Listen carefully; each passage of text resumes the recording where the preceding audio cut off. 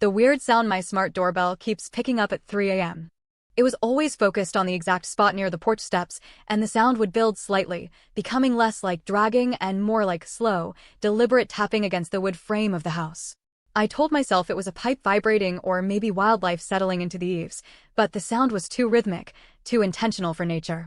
One night, I was watching the recording when the black spot happened.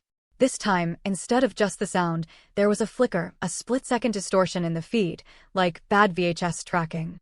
And in that microsecond of distorted static, I saw something, a pale shape, impossibly thin, just brushing against the bottom of the camera lens before it was gone again. It wasn't a shadow, it was something solid and wrong, and the wet dragging sound stopped instantly the moment the feed stabilized. I ripped the camera off the wall that morning and haven't looked at the footage again.